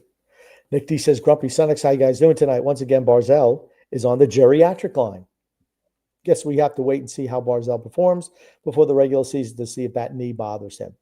And like I mentioned earlier, half jokingly, even if he's not the skater he was, you're not going to notice with him playing on that line. That's for certain. He'll still look electric on that line. So who knows? We hope he's better. I don't know what this says. I'm going to say that's hello to Grumpy, says Nick. Oh, Nick. Ponyboy Curtis says, oh boy, you guys started on time. I'm 15 minutes late. WTF. Ponyboy Curtis says, will Shabanov stay on the first line? He'd have to light it up to stay on that first line. Light it up. Ponyboy Curtis says, when injuries inevitably happen, who's the first call up on offense and D? I think your offense is going to be, I don't know if they're going to be call ups. You're going to have Engvall, who's going to be a healthy scratch in all probability. Kyle McLean, Mark Gatcombe. Those are all guys. If it's a high end guy, we don't have a replacement. You'll see an Anthony Duclair move up in the lineup. That's what you'll see. It depends, of course, who's hurt, who gets hurt. But it's not like that we have a lot of depth in the minors. Callum Ritchie, I don't think you're going to see him called up. I don't think they want him doing, playing 9 minutes a night. I don't think it's beneficial to him as a player. Yep. You want him to develop into a third line center to start, potentially a second line center in the next year or two. That's what you want from him. Giving him minutes on the fourth line, just kind of dumb. Ponyboy Curtis says, boys, do we know what the role of Fredo is going to be this year? Does he have a no-show job? Didn't P.T. Darsh hire his own guy to replace him? Food vendor. Food vendor. Working the concession stand. The snack shack.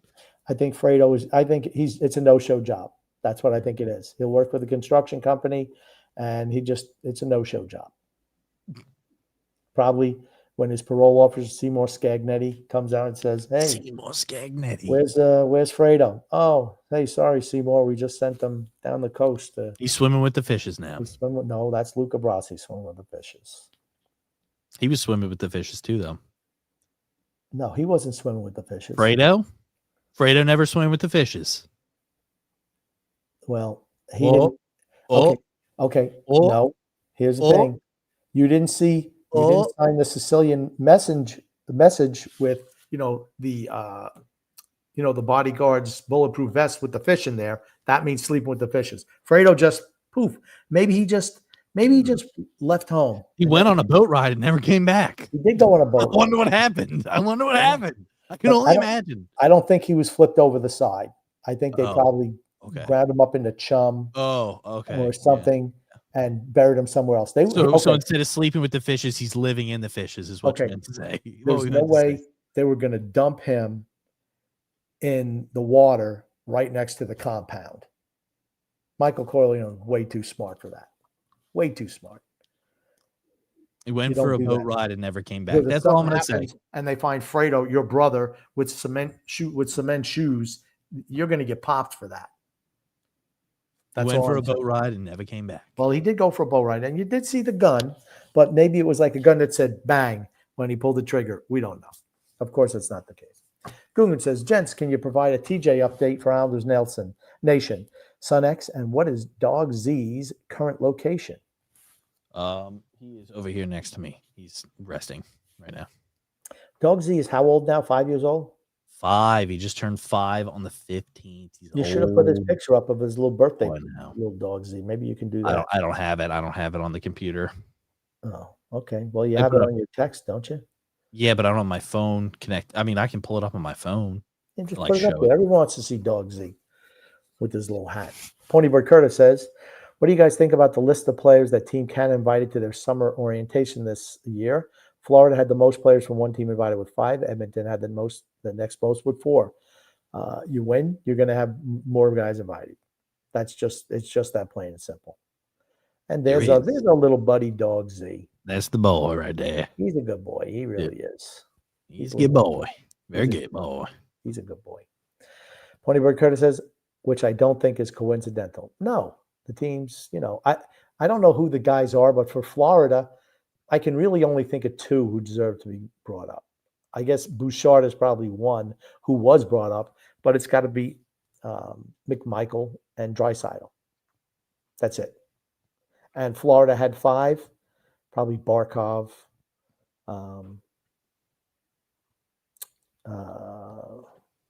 Bennett, Kachuk, Ekblad. I don't know who the last one could be. I don't know. Marchand. Maybe. He's absolutely a scrappy little, He is what? a scrappy little Yeah. punk. Yeah. Xpun 3414. Ha ha ha. Lee. Not one of these players will stick up for anyone. Let Florida push our goalie around last year, and no one did anything about it. Florida's tough. Yeah. Tough. Yeah. They're tough. Would you ever have thought that you would say that? Ever? That the Florida Panthers would be a tough team? I'm talking about like 10 years, 10 years ago. Would you ever have thought the Florida Panthers are a tough team? When their team first started, when they had guys like Scott Mellenby and guys like that on the team, they were pretty tough. Huey Krupp. They weren't a great team, but they were physical enough. I never thought they were a softy team. I always thought they were just pushovers. No, I'm talking back like early days, like they weren't good. just crappy and pushovers, and people who just they were a team that people racked up goals on and just beat up on. I don't think they were beat up on.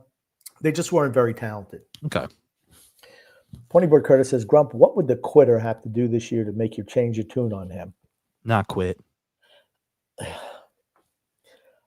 I honestly, I don't know.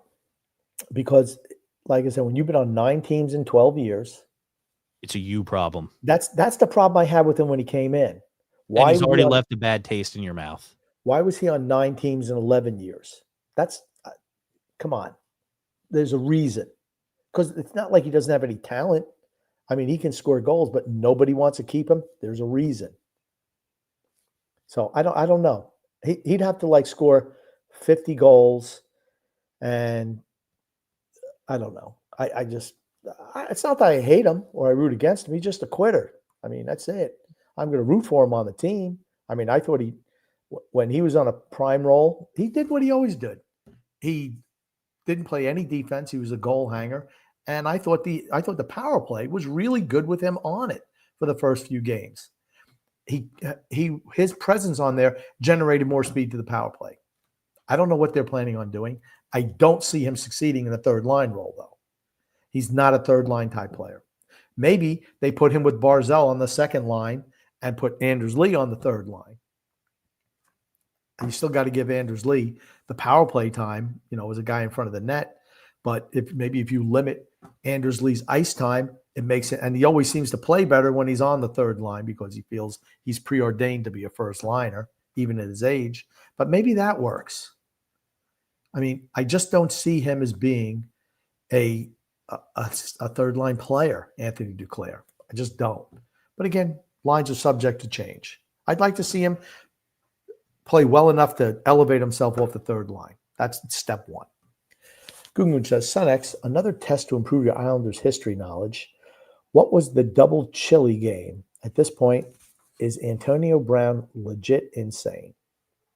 Double chili game. My guess is very cold game. Antonio Brown insane. Yeah, he's definitely a CTE. He's not insane. I think he has brain damage. I think he absolutely is I burning. Well, think that's he what I meant. I absolutely think he has has brain CTE. damage. I think he has CTE. Definitely does. I think he's got some issues for those, and I trace it all back to that Montez Burke. Montez perfect hit. was the Absolutely, it one. was. That Yeah, was the one, absolutely, it was. 100%. That was the one. Where he did the got knocked out. Yeah, definitely. Because ever since then, he's kind of been on a Different. downward spiral emotionally. If you watch his interviews from when he was first on the Steelers to now, how he talks, how he acts, he's a completely different person. Agreed. Like you wouldn't even recognize him as being the same person, the same individual. He's changed Agreed. up so much.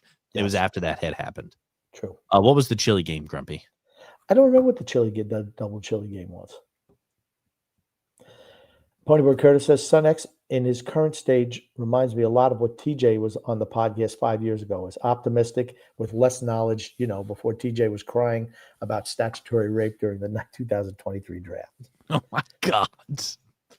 Jesus. That was the beginning of the end for TJ, his downfall, roaming off the statutory rapist, whatever that means. Oh. No. What he said was he thought that trade was like the Islanders were raped. I don't know why he brought the statutory. Oh my God. It was a bold take. Oh God. Bold take. Borderline inappropriate. Let's say. Yeah. I will not be having takes like that. No, I can guarantee you that. No. Ponyboy Curtis adds, while I'm spamming comments, boys, can we please get a fantasy hockey league started up before the end of the month? Pretty please. Yes, we are. We absolutely are. Yep. We're going to do it it's probably going to be like if the season starts on a Friday, we'll probably do it on a Tuesday. You don't want to do it too early, because if you do it too early and guys get hurt in training camp and are going to be out for the year or whatever, the team shouldn't have to suffer for that. Yeah. But we're absolutely going to do another fantasy hockey league. But it'll be closer to the start of the season for certain. Google says, this season, will the Oilers finally get over the hump? Nope. Sonex and Grumpy, what are the best scenes from Forrest Gump? From Forrest Gump? Jenny, I got the box of chocolates. I thought the best scene was for me, the best scene was when he finds out that he has a son by Jenny. Yeah. And he breaks down a little bit when he said, is he like me? I thought that was the best scene in the whole movie.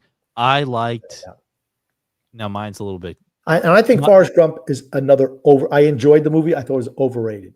Or another scene was where Gary Sinise, who played Lieutenant Dan, did not like, and even though he called him stupid, did not like it when those hookers called him stupid. Yes, yeah, that was good too. I liked him in Bubba Gump. Yeah, and then also I liked when he played football for the University of Alabama, and he just kept running and ran right into the tunnel. Like Bo Jackson. Yeah. That's funny. Andrew all says, Grumpy, you're not freezing on our end. Talk about you lagging.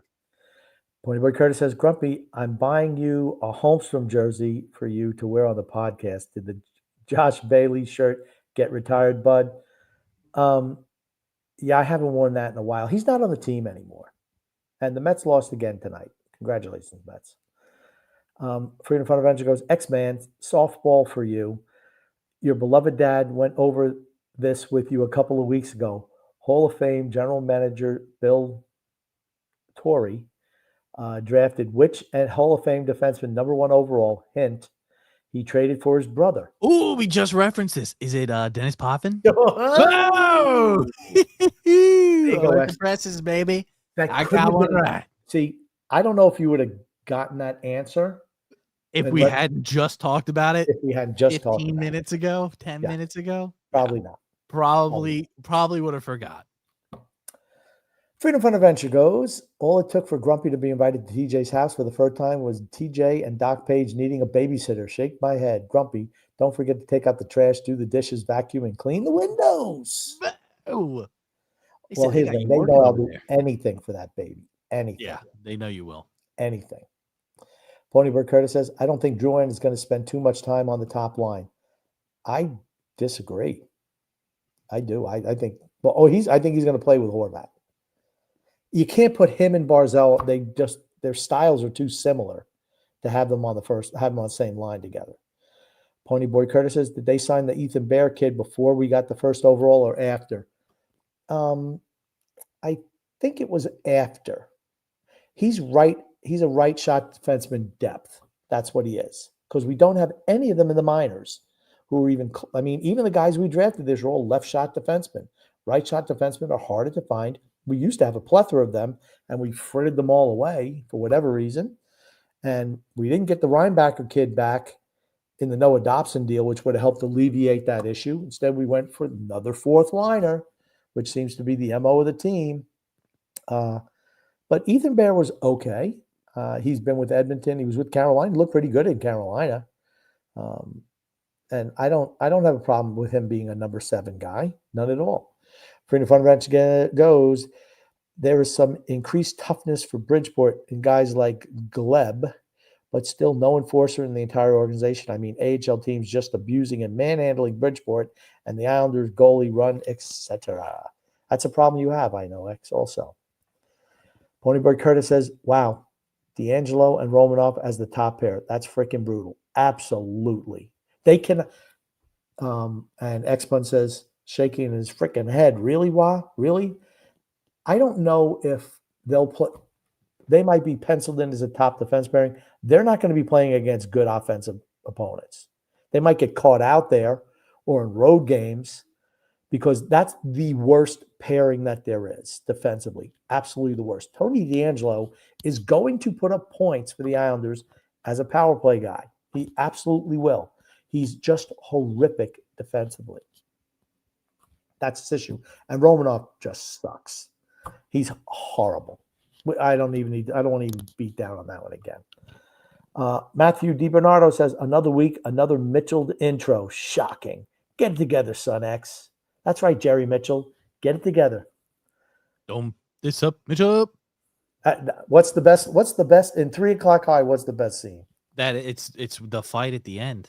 And then when the teacher goes, goes, don't fuck this up, Mitchell. That's my favorite part. And his little sister goes, cripple the dick. Yeah, cripple the dick. And then another great line from a movie is Karate Kid, where he's fighting at the end, and then one of Johnny's buddies goes, put him in a body bag. And the guy who said that, it was nice they brought him back in season 1. He had terminal cancer, and they brought him back as someone who had changed for the better, and before he passed away. And I'm glad they did that. I really liked Karate Kid. I really liked Cobra Kai, the TV show. Yeah, it was really good. It was really good. Really good. A little bit jumped the shark at the end a little bit. I thought it was good. Great redemption story, I thought. Freedom Fun Adventure goes, I see many Islanders with long hair and facial hair. Guess loose policy was the core of a problem that the folks admitted. What a breath of fresh air Darsh is. Cue the grumpy slander tirade. 3, 2, 1. No, I don't. Now, Freedom Fun Adventure, you should know better than that. Here's the thing. Long beard should only be worn during playoff time. I don't care if they wear facial hair. Long beards only during playoff time. You're a playoff beard. Adam Darsh doesn't care either.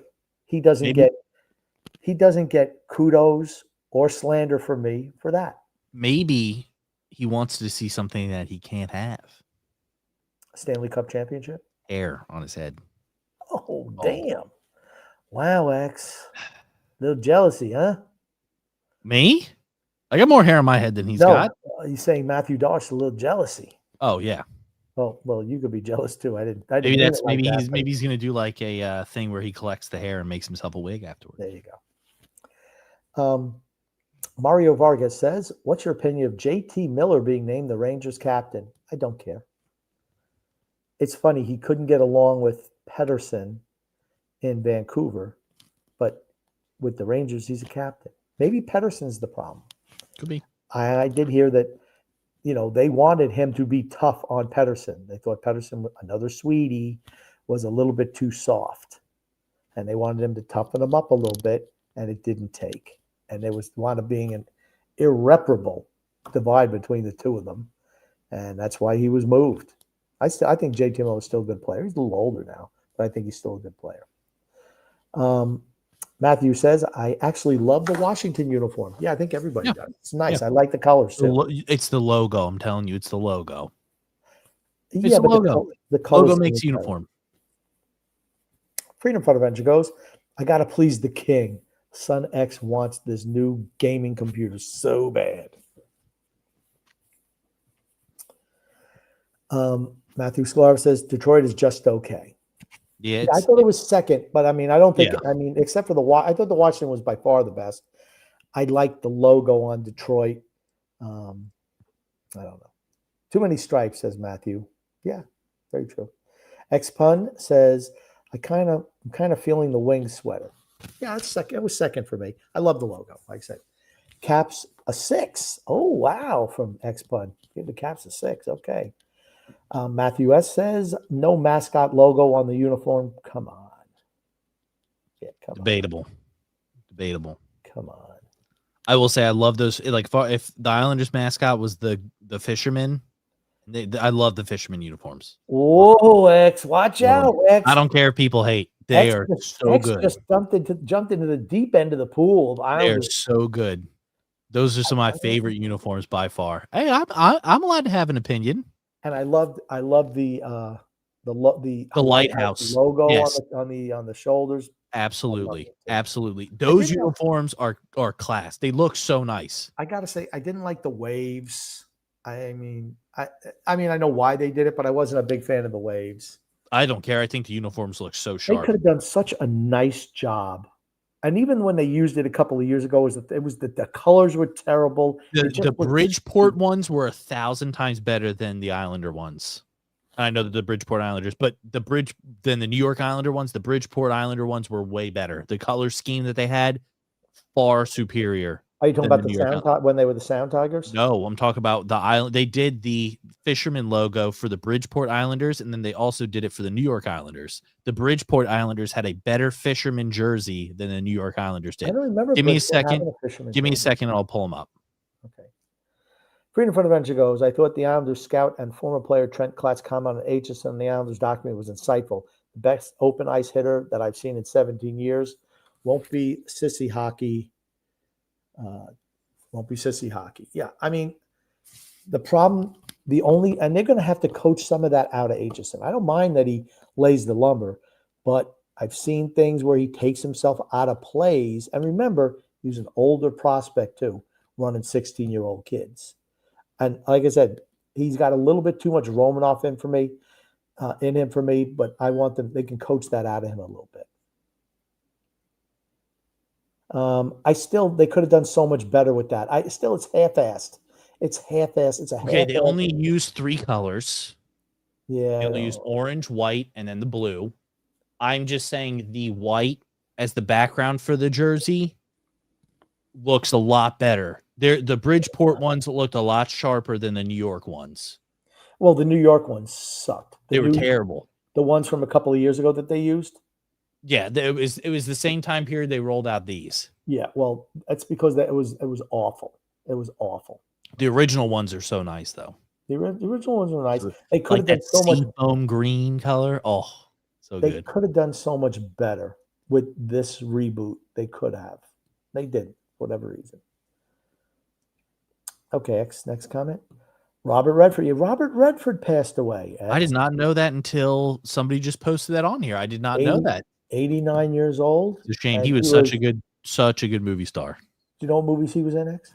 The Natural. Sting. The Sting. Captain America Civil War. Which one? Captain America Civil War he was in. Okay. I had to put that one in there for you to troll. Okay. One of the films that should be one of your favorites of all time. One of my favorites of all time. A couple of movies I say we need. What movie should we watch? All the President's Men he was in. President's Men. With Dustin Hoffman. Mm-hmm. Right? Dustin Hoffman is in that movie. God, he's been in so many movies. I'm trying to think of some other ones. 3 Days of the Condor, really good. Okay. A espionage thriller, a political thriller, really good. The Great Waldo Pepper was good. Jeremiah Johnson. I mean, he had a bunch of good movies. He did a lot of good. He was a really good actor. He was a movie star. Yeah. I mean, he was a good enough actor. The way I'm we not were. starting this on here. We'll never get off if I we know do he was. this. He was a movie star though. The way we were with Barbara Streisand. There's guys who are movie stars and guys who are great actors. Some are both. He was a movie star. We do not have movie stars today. I hate to say it, looking at kind of the condition he's been in for the last few years, I kind of had a feeling his time was coming. Well, when you're just about 90 years old. I know. I'm just saying it was. I kind of knew it, like I'm not surprised. I'll say I'm not really surprised that it happened. It's like, oh, I didn't know that happened, but I'm not surprised that he ended up passing away. You know how old Clint Eastwood is? 94, 95. 95. Okay. I know he's very old. Yeah. A lot of these guys are going to be passing away in the next couple of years. Yeah. Yeah. I think he's still directing movies. I don't know when the last time he did a movie was. Got to be a couple of years. Well, remember he did The Mule, which came out in 2022? Yeah, he was in that. I think he's done. He acted in it. Yeah. He was a lead. And he was in he had some great movies. Yeah. Oh, yeah. Oh, my God. Yeah. All the Dirty Harrys. Dirty Harrys, man. Gran Torino. What was the one with the monkey? Every Which Way But Loose. Every Which Way But Loose. That's it. And Any Which Way You Can. Yeah. They were fun. Yeah. Unforgiven, $1 Million Baby. $1 Million Baby he was really good in. Mystic River. Oh, Mystic River. Yep. Was it Mystic River? No, Mystic River. No, Mystic River was with Kevin Bacon. Kevin Bacon was in that movie. Sean Penn was in that movie too, right? Mystic River. I don't think Clint Eastwood was in that. He was the director. Oh, okay, director. Sorry, I thought you were talking about movies he acted in. My fault. Yeah. Yeah, that movie was really good. Yeah. So many good movies. Oh my God, yeah. Pale Rider. It's great in Pale Rider. He really. I was like when he was just a badass. It was great. Oh yeah. The Dirty Harry movie was fantastic. And Gran Torino too. He was. I considered him a badass. That movie. Oh, and then one of your all-time favorites that you didn't name. Show him the curve. Oh yeah. Was that Trouble with the Curve? Trouble with the Curve. That's what they call Trouble with the Curve. That's right. That's right. Show him the curve. A peanut boy. This is going to get ugly. It did, son. Yeah, I'm gonna have to watch that movie again. I thoroughly enjoy that movie. Absolutely, thoroughly enjoy it. They don't make movies like that anymore. They don't. Which, I mean, okay, that movie came out probably 2010. Yeah, it's crazy. Within like the matter of 15 years, they stopped making movies like that. Before the Hollywood dark times. Well, I will say one thing, and then we can get back on topic. I have heard that production companies will not take risks anymore when it comes to movies. They have to follow a certain sequence, or they have to either be a sequel, a reboot of something that's already been created, or something that's based off of something that's already been made. If you had movie stars today, they could do anything they want because they put asses in seats. I'm just telling you, though. I'm just telling you, it's always been like that. But we'll just leave it at this. The thing that Tom Cruise, right? The only movies that he's been in recently are the Mission Impossible movies, which are, sequels to what's already been out. I'm just saying they don't release any original content anymore. It's always a sequel, a prequel, something that's based off of like a documentary that's based off of somebody's life, or something that's based on something that's already been created. When you're putting like criteria that somebody has to meet, I'm just telling you, put out a movie, it limits what people can do. I agree. But that's the formula that they follow now. Directors suck, and there's no movie stars. Other than that, movie business is in great shape. JP says, "Hey all, I hope you're doing well. I got to watch this one on tape delay back in early June. The Snuggler broke up with me. Oh, much to my disappointment, and I'm working on getting another one as we speak. Oh, sorry to hear that, JP. Well, that's kind of depressing. I don't like to hear that. Frank from Empire State says, true freedom. Both sons going to Grumpy Well way too often. LOL. Going to the Grumpy Well way too often. You know what? There's some water needs to be filled up in my refrigerator, Rex. Well, it sounds like you better get over there and fill that bad boy up then. Hold on. This sounds like a comment I want to hit on. Freedom Fun Adventure. Grumpy, I asked about the DVD gift X tipped you on, and you mentioned Father's Day. Did he ever pay up on the Christmas DVDs? Did he do the Father's Day thing? Nope. Guess what? My birthday's coming up soon. What are the odds I get stiffed on that one too? Oh, there's currently a hold on that Voodoo account, Grumpy. That's why I wasn't able to get it. You're a liar. Number two, how's the lawn at the Grumpy Estate? Empire said it's the warden. No, actually, I've been mowing the lawn a little bit. Really? Yeah. Yep. Do we need to wait to get the warden up to ask her? She's not here right now, but you can ask her. Okay. I think I've mowed the lawn the last 2 or 3 times. She hasn't wanted to do it. She hasn't been feeling well, so I did it. Oh, look at Grumpy stepping up, man. The only reason she did Lord, she likes to do it. That's the only reason. Frank from Empire State says, "Oh man, JP, her loss, my man." Yeah. Well, JP, at least you have that. I gave you last year's fantasy hockey championship. Should have been enough to get you by. That's true. Gungun says, "Son X, another testing of your hockey knowledge, man X." By the way, you've been pretty bad on this today. What was the name of the I got Islanders? 2 questions. I got one of them right. Well, that's 50%. Okay, well, let's go on this one right I here. only won because. Okay, If- let's see if you get this one. What was the name of the Islanders general manager who helped build the Dynasty Islanders? Al Arbor. Wrong. Al Arbor was the coach. Bill Torrey. We just talked about Bill Oh, Torrey. God. So there you go. Now you're back at 33%. Ugh. And Grumpy, do your cars have serious miles? No. Frank from Empire State says, a lot of chatter about Lee. What do you guys think will happen? Trade, please. There's no way they should re-sign him. He should be moved at the deadline. If he performs well in October, November, and December, move him in December. Whenever his value is at the highest, you move him. There's no way he should be on this team at the end of the year. I don't even care if we're Stanley Cup contenders. That guy should not be on the team. He doesn't make the team better. Expunta's not hockey, but yes, Robert Redford dies this week as well. Yes. Nuts. Frank from Empire State says, yeah, man, I said that a few comments ago, guessing who that was. One of the gents, Grumpy Old Man, had mentioned Expun. R.I.P. Robert Redford. Yes. Gungun says, Grumpy, if you found out Tom Brady is an Islanders fan, would you like him more? Should Brett Boone be shown the door? Is Brett Boone even managing? I mean, Aaron Boone is managing the Yankees. He should have been gone years ago. Yeah, I think he meant Aaron Boone, maybe. And no, it doesn't matter if Brady's an Islanders fan. He's still the greatest. Yeah. Let me ask you a weird question. If you could have dinner with 3 people, Living or dead? Yeah, living or dead, who would it be? Jesus And would why? be one. That's Jesus. I was going to say That's that would number absolutely one. be my number one. Yep. But I'd want him to take a shower. I don't Wow. think they had. I don't think that the. Wow. I don't think the cleanliness was big back then. He's so holy that he does not. No, we won't get into religion. But yeah. Okay. Jesus. Okay. Jesus. Hitler. Wow. Okay. That's out of left field. I mean, I'd like divergent people. Okay. I want there would absolutely be some conversations at this and table. I'd want those 2 guys in the room at the same time. Gotcha. Okay. I think maybe they could help Hitler out a little bit. What do you think?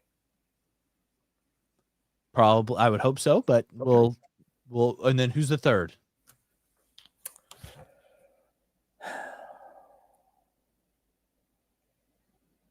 I don't know.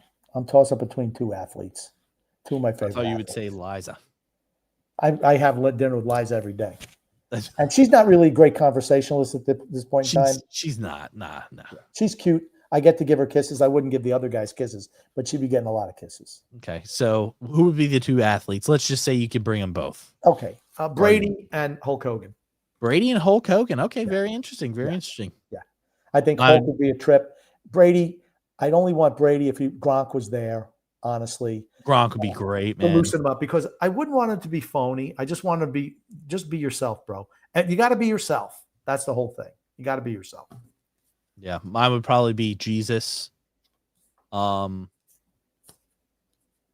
would probably do Cristiano Ronaldo.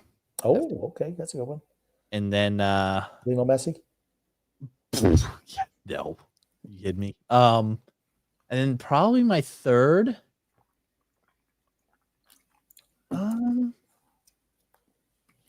George Washington. George Washington. It'd be kind of cool to that's have fine, there. too. Founder. Help.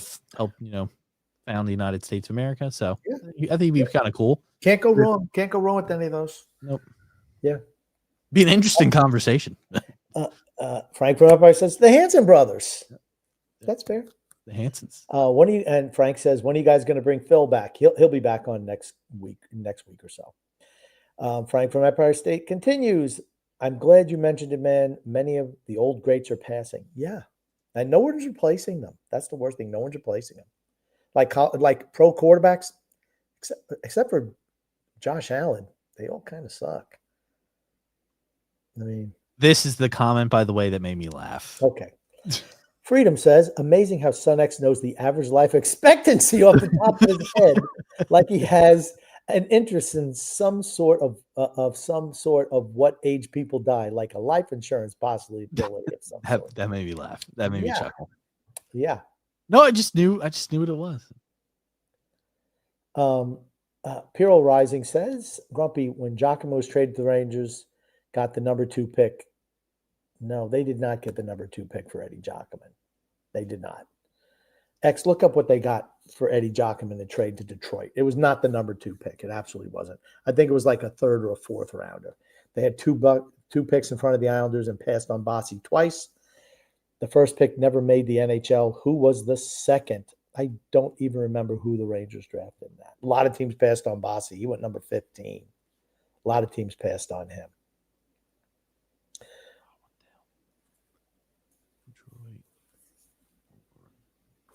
Okay. Just pop up the next comment, X, and then I can go back to what the Rangers got there. Freedom Fundamental says later the Islanders had at least one additional Sutter play in the organization, maybe 2 others. I don't know. I'm trying to remember. Brent, did Brett play in the system too?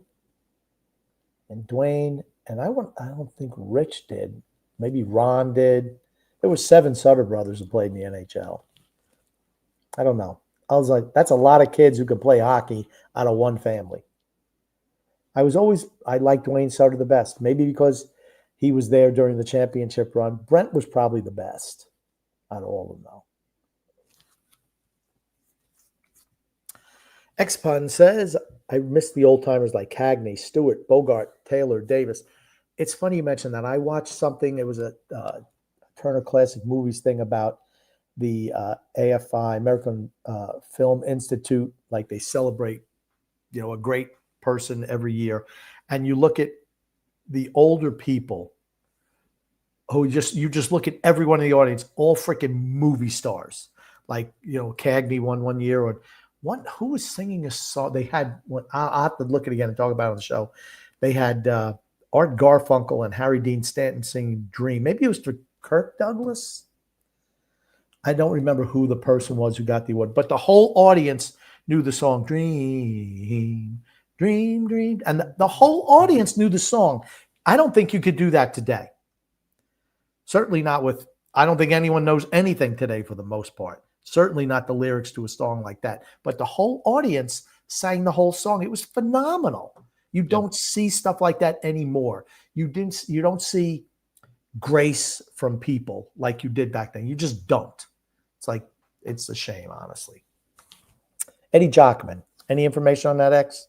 I got Eddie Jockman is who you wanted. Traded to Detroit. What was the return?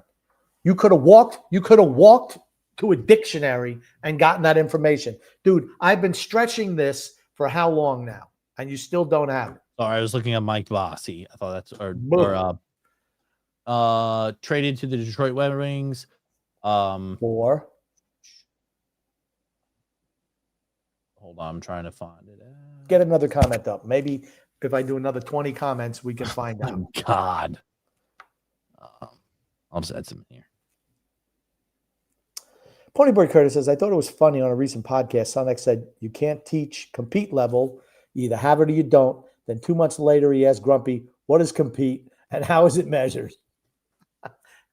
Wow, X, that was a slammy on you, fella. That's all I got to say. All right. Why don't you I read the can't, I next? can't find this freaking thing. All right. Why don't you read the next comment? And It says, Grumpy, if the Isles make the playoffs this year, can you do a name reveal? If you're so confident, it shouldn't be that hard of a bargain.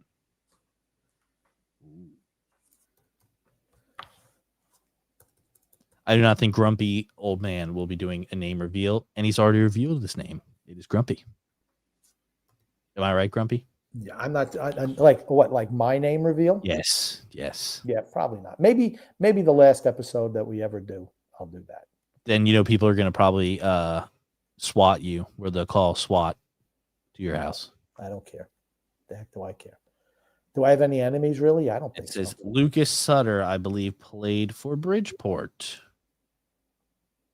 And then this one says Huck Meta. Okay, no, I'm sorry. Eddie Jochen was not traded to Detroit. He was selected. Thank you very much. So you set me up. You had me looking for something that didn't exist. He was selected off waivers by the Detroit Red Wings. I saw that, but I didn't think that was right because you were over here acting like you knew it all. Okay, here's the thing. I knew he wasn't traded for a first-round pick. I didn't say number 2 that. overall. It was waivers. Okay. But the fact is, I was able to pull that up in how long and and you did nothing. Oh, X-Pun says that was the Everly Brothers. Yes, the Everly Brothers sang Dream. But I thought it was just really good. That whole special was really, really good. I couldn't stop watching it, honestly. And you just see the difference in people from the older ones to the younger ones. It was really good. I'm a sucker for stuff like that, though, honestly. So, Nader says, easy one for you. What year the Islanders joined the NHL? Go ahead, Mr. X. See if you could jump on that one. 1964.